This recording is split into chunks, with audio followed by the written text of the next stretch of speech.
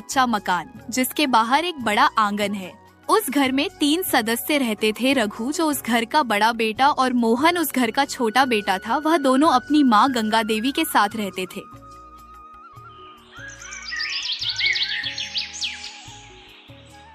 एक दिन रघु अपनी जिंदगी को लेकर बड़बड़ा रहा था। अरे यह भी कोई जिंदगी है। सारा दिन मेहनत मजदूरी में निकल जाता है और आखिर में मिलता क्या है, मुट्ठी भर अनाज। अगर ये सारी जमीन मेरी होती तो मैं राजा की तरह जीता।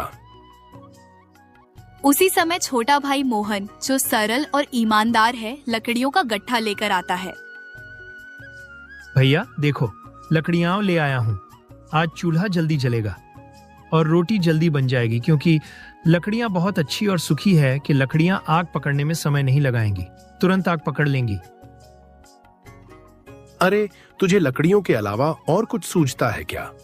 जरा सोच, अगर हमारे पास और जमीन होती तो हम इन लकड़ियों के लिए यूं जंगल जंगल न भटकते और अमीरों की तरह जिंदगी जीते और आराम से बैठकर खाते। भैया, भगवान का दिया बहुत है। मेहनत करो तो पेट भर ही जाता है।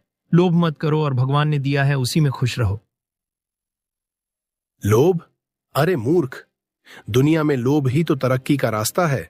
देखना, जो बड़ा आदमी है वह लोभी ही है और हम लोग तो बिल्कुल गरीब हैं, तो लोभी भी नहीं है। इसीलिए कहते हैं कि लोभ करना अच्छी बात है, क्योंकि लोभ करने से आदमी अमीर बनता है। मोहन चुपचाप सिर झुकाकर लकड़ियां किनारे रख देता है। तभी माँ गंगा देवी वहां आती हैं। क्या बात है रघु, क्यों मोहन पर नाराज हो रहे हो? आखिर तुम दोनों में ऐसी क्या बात चल रही थी जो होते ही तुम दोनों नाराज हो गए? अम्मा, मैं तो बस ये कह रहा था कि हमारी जमीन कम है। अगर और जमीन होती तो अच्छा होता, लेकिन यह मोहन मेरी इस सोच को लोभ में बदल रहा है। लेकिन जो अमीर लोग हैं वह भी तो लोभ कर रहे हैं। बेटा, जमीन से पेट भरता है पर लोभ से आत्मा नहीं।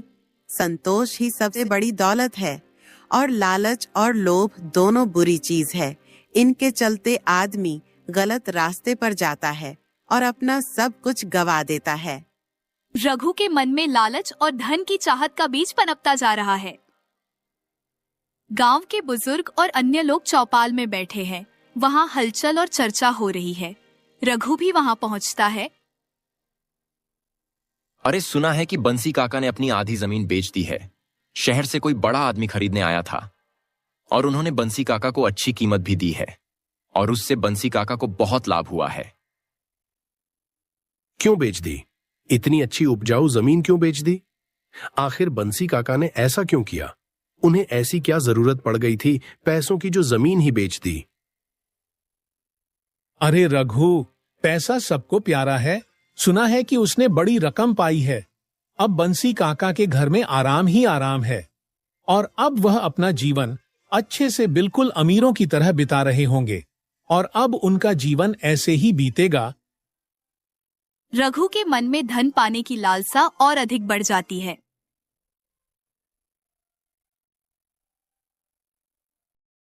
रघु अपने खेत पर जाता है और अपने खेत को बेचने के लिए सोचने लगता है। अगर मैं भी अपनी जमीन बेच दूं और शहर में कुछ बड़ा कारोबार शुरू कर दूं, तो कुछ दिन के बाद मेरा कारोबार अच्छा चल जाएगा, तो मैं अमीरों की तरह आराम से जिंदगी जीऊंगा। अचानक मोहन वहां आता है और रघु को कुछ सोचता देखकर रघु से कहता है, भैया क्या सोच रहे हो? आपको देखकर ऐसा लग रहा है कि आप बहुत गहरी सोच में हो और कोई बड़ी सोच सोच रहे हो। आखिर आप ऐसा क्या सोच रहे हो? कुछ नहीं, तू अपने काम से काम रख, मेरे चक्कर में मत पड़। मैं जो भी सोच रहा हूं सब अच्छा ही सोच रहा हूं। रघु की आंखों में स्वार्थ की चमक और मन में नए सपनों का अंकुरण हो रहा है।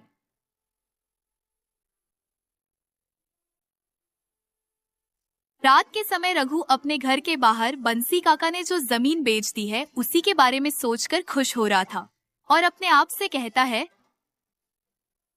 बंसी काका ने अपनी जमीन बेचकर ठीक ही किया। इतने पैसों से आराम की जिंदगी मिल जाती है और एक में ही जो कुछ नहीं कर सकता।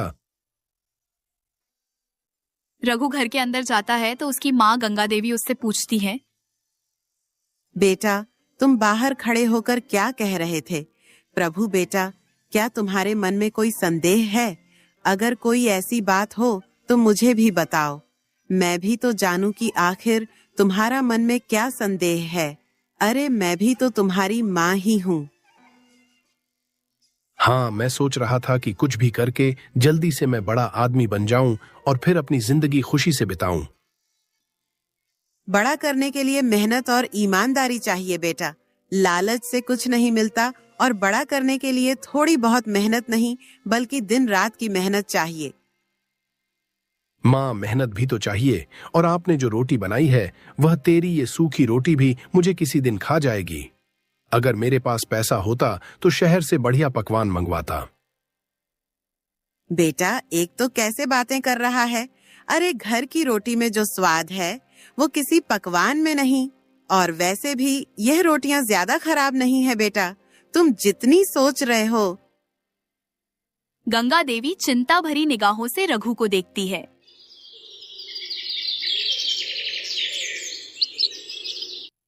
अगले दिन सुबह होते ही एक व्यापारी गांव में आता है तो रघु उससे पूछता है कि आखिर तुम कौन हो? भाई, तुम कौन हो और मेरे इस गांव में सुबह सुबह क्या करने के लिए आए हो? और तुम्हें देखकर ऐसा लग रहा है कि तुम बहुत ही अमीर आदमी है। मैं कन्हैया लाल हूं, शहर का बड़ा व्यापारी।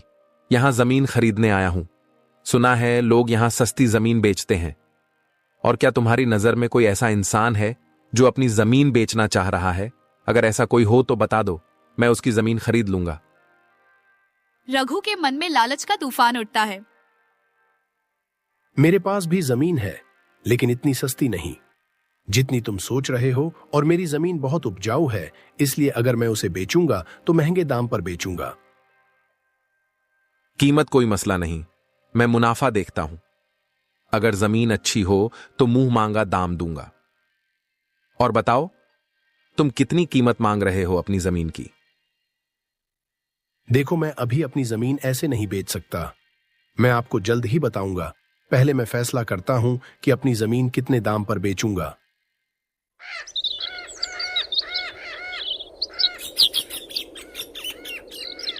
रात के समय रघु और उसके घर के दोनों सदस्य आंगन में खड़े हैं। कभी रघु उन लोगों से कहता है, मोहन, मैंने सोच लिया है, जमीन बेच दूंगा ताकि हम लोगों के पास ज्यादा पैसा आ जाएगा और हम लोग अपना बचा जीवन अच्छे से दिखा सकेंगे।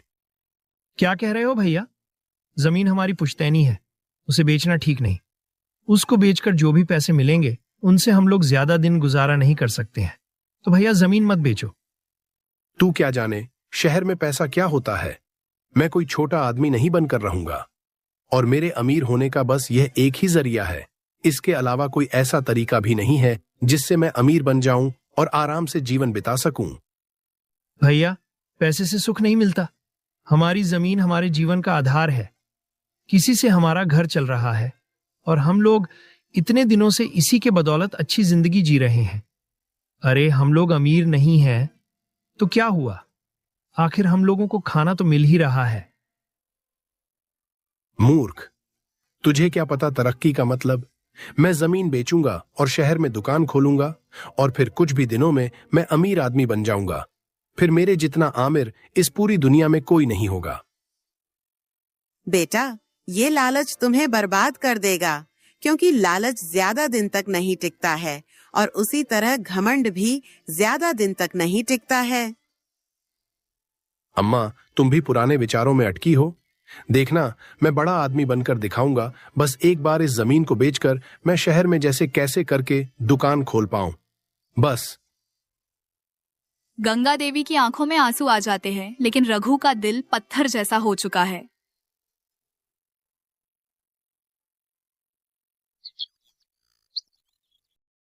अगले दिन फिर से कन्हैया लाल उसी गांव में आता है। इस बार रघु अकेले नहीं बल्कि और के साथ में खड़े थे।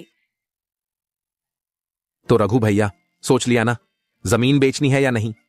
अगर तुम्हें सच में अपनी जमीन बेचनी है तो बताओ, मैं तुमसे बात करूं। नहीं तो मैं कहीं और जाकर किसी दूसरे की जमीन खरीद लूंगा।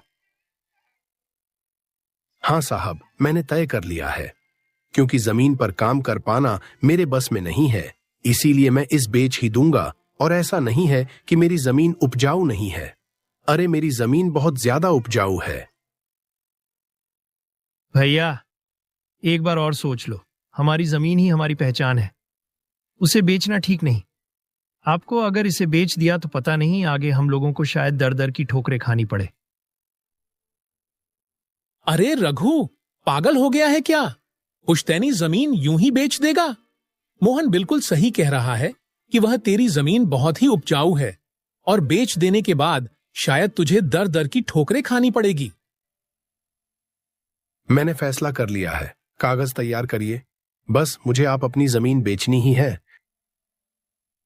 ये लो पूरे 50,000 रुपए।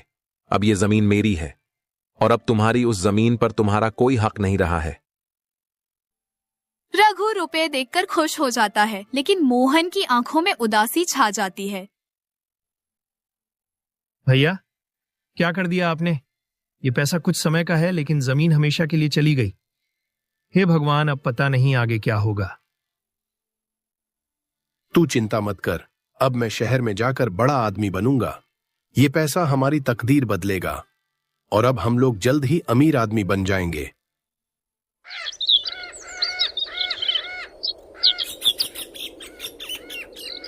के समय रघु शहर जाने वाला था, तभी उसकी माँ गंगा देवी आंखों में आंसू लादकर रघु से कहती है, बेटा, जाने से पहले एक बार सोच ले, शहर की चकाचौंध के पीछे अंधेरा भी है। बेटा, इससे पहले तू कभी काम करने के लिए शहर नहीं गया है। वैसे तो तू शायद टहलने के लिए गया था। अम्मा, तुम चिंता मत करो, मैं जल्दी ही पैसे भेजूंगा। हमारी हालत बदल जाएगी और मैं शहर में टहलने के लिए गया था, लेकिन बस यही सब काम देखने भी गया था। भैया, गांव छोड़कर जा रहे हो, लेकिन अपनी जड़ों को मत भूलना। अब आप शहर जा रहे हो तो हम दोनों लोग आपके बिना तो रहेंगे, लेकिन आपके बिना हम लोगों का अच्छा मन नहीं लगेगा। तू भी ना ज्यादा सोचता है। देखना, मैं जब लौटूंगा तो बड़ा आदमी बनकर, और मैं सबको याद रखूंगा, किसी को नहीं भूलूंगा।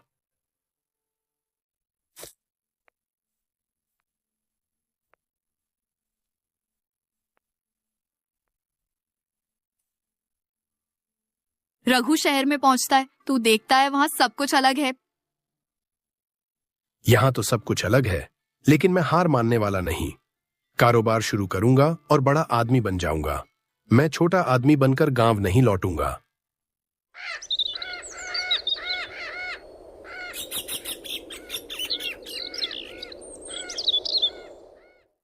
रघु ने शहर में एक छोटी सी किराने की दुकान खोल ली है। दुकान पर कुछ ही सामान है। रघु ग्राहकों की प्रतीक्षा में बैठा है। बाहर सड़क पर शोरगुल है। शुरुआत छोटी है, लेकिन धीरे धीरे बड़ी दुकान बनेगी। पैसा ही पैसा होगा। बस अब यह मेरा कारोबार अच्छा चल जाए। भैया, 1 किलो आटा देना। और आटे का दाम 20 रुपए ही है ना? हाँ भाई, आटे का दाम 20 रुपए ही है। जी भाई साहब, लीजिए।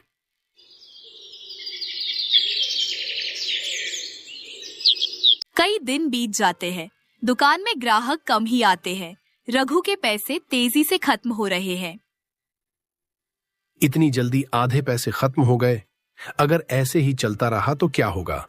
और अगर पैसे जल्दी खत्म हो गए तो मैं अमीर आदमी नहीं बन पाऊंगा और गरीबी में ही मर जाऊंगा। उसी समय एक स्थानीय दुकानदार हरीश दुकान के सामने से गुजरता तो वह रघु के पास आता है। अरे भाई, नए हो क्या यहाँ? और शहर में मैंने तुम्हें पहले कभी नहीं देखा। हाँ भैया, गांव से आया हूं। कारोबार जमाने की कोशिश कर रहा हूं, लेकिन अभी मेरे पास ग्राहक ही नहीं आ रहे हैं। कई दिन हो गए, तब एक ग्राहक आया था। तब से मैं ऐसे ही खड़ा हूं। यहाँ जमने में बरसों लगते हैं। बड़ा धंधा करने के लिए बड़ी पूंजी चाहिए और बहुत मेहनत चाहिए। तुम में साहस होना चाहिए और ईमानदारी, क्योंकि यहाँ के आदमी बहुत कम लोगों पर भरोसा करते हैं। मुझे भी बरसों लग गए कारोबार को संभालने में, तब जाकर अच्छा और भरोसेमंद आदमी बन पाया हूं। क्या मतलब? मैं भी तो पैसे लगाकर आया हूं, और क्या मुझे भी परसों लग जाएंगे? हाँ भाई, शहर में छोटे दुकानदार की कोई कीमत नहीं। यहाँ या तो बड़ा खेल खेलो या फिर मजदूरी करो। हरीश आगे बढ़ जाता है। रघु की आंखों में निराशा का बादल घिरने लगता है।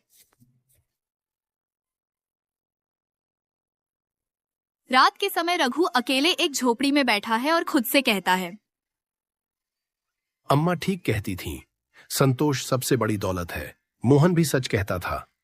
जमीन हमारी पहचान थी, लेकिन मैंने किसी की बात नहीं मानी और अपनी जमीन बेच दी। और अब यहाँ मेरा कारोबार भी अच्छा नहीं चल रहा है। वह पुरानी यादों में खो जाता है। गांव का आंगन, मोहन का हंसता चेहरा और माँ की ममता उसकी आंखों के सामने तैरने लगती है। उसकी आंखों में आंसू आ जाते हैं।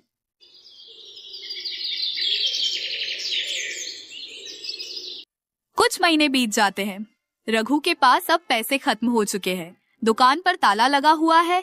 अरे रघु सड़क के किनारे आंखों में आंसू दिए खड़ा था। मैंने क्या किया? न जमीन रही न पैसा।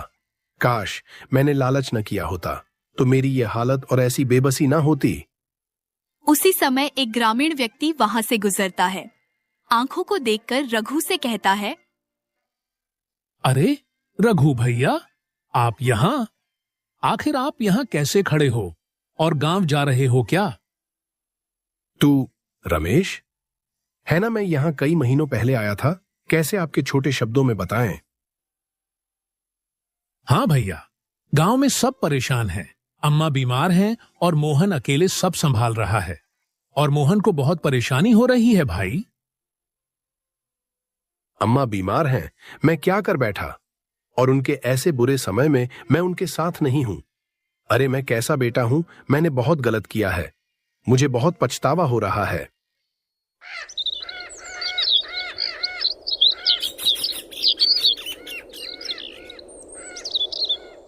आकर अपने बचे कुचे पैसे इकट्ठे करता है और गांव लौटने का निश्चय करता है। मुझे अम्मा के पास जाना होगा, मोहन से माफी मांगनी होगी। लेकिन मैं काम तो ऐसा किया है कि मुझे छोटा बच्चा तक माफ ना करे। लेकिन वह मेरी अम्मा है और वह मेरा भाई है, शायद माफ कर देगा।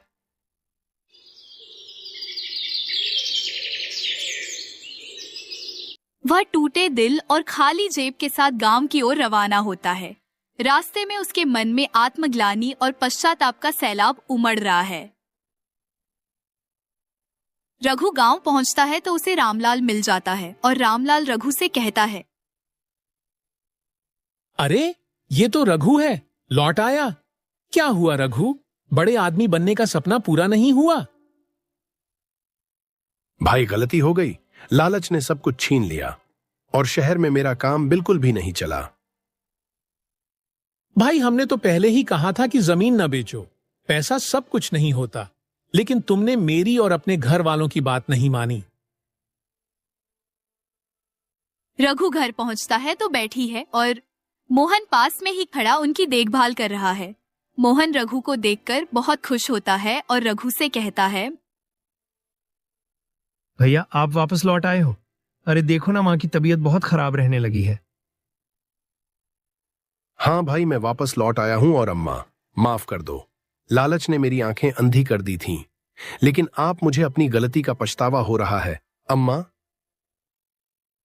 बेटा, लालच ने तुझे अंधा कर दिया था, लेकिन ये अच्छी बात है कि तूने अपनी गलती मान ली। मुझे खुशी हुई कि तुझे अपनी गलती का एहसास हुआ। भैया माँ आपकी राह देख रही थी। मैंने तो उम्मीद ही छोड़ दी थी कि आप लौटेंगे। भैया आप घर में बहुत अच्छा लग रहा है।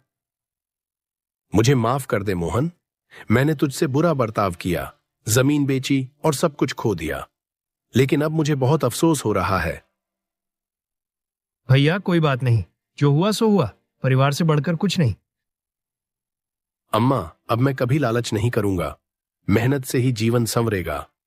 और अब मैं पूरी तरह से बदल गया हूं। पहले वाला रघु लालच में डूबा था, लेकिन अब मैं मेहनत में डूबूंगा।